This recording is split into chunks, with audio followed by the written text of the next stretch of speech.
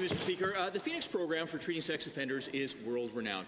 While rehabilitating sex offenders may not be politically popular, ensuring the safety of citizens is popular, and it's the job of government. The Phoenix program helps prevent these offenders from recommitting crimes when they are released. And yet we have learned that AHS is planning to end this critically important preventative program. So to the Health Minister, you said the decision about the Phoenix program took you by surprise because you don't, and I quote, make decisions about specific programs. Minister, what is your stance today on cancelling this program?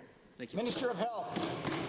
The assertion that the member opposite tried to share here couldn't be further from the truth, Mr. Speaker. Our top priority is the safety of our communities, and I understand the Phoenix program has been very successful. And if there are ways to strengthen or improve the program, I think that we deserve the opportunity to have that review and determine how it might be able to move forward in an even better way. But, Mr. Speaker, the program has been very successful, and it will continue to be very successful, Mr. Speaker. First supplemental. Thank you, Mr. Speaker. Given that the Minister has confirmed that public safety is a very high priority, and given that the offenders accepted into the Phoenix program are motivated to learn skills to help them function in society, and given that if they are not treated, they will be back on our streets without the tools to avoid reoffending, which puts the public, including children, at risk, again to the Health Minister, since you were not initially aware of AHS planning to cancel the Phoenix program, what are you doing to ensure that the Health Minister always knows these kinds of decisions? Good. The Honourable Health Minister.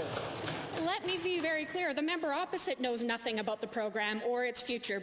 There was a very clear point in time at the end of the current program to do a review and find ways to improve it. The determination on how the program is going to move forward hasn't been determined yet because AHS is in the midst of doing the review. The program will continue to exist. It will be here, and if there are ways that it can be even better in serving more people, in protecting an even greater population, I think we owe it to them to give them the opportunity to do that exploration. But the assertion the member opposite makes couldn't be further from the truth.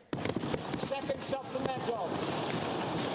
Thank you, Mr. Speaker. Given that cancelling an effective treatment program for sex offenders in a secure facility like Alberta Hospital seriously compromises public safety, and given that Alberta's Solicitor General should have been aware of the plans of AHS to cancel the program, to the Solicitor General, when did you hear of the threat to the Phoenix program, and what actions did you take to stop this plan upon learning of it? Thank you. The Honourable Minister of Justice.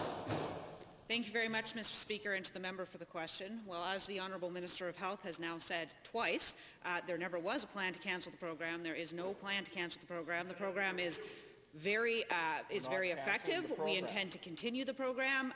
So I never learned of it, Mr. Speaker, because there was no such plan.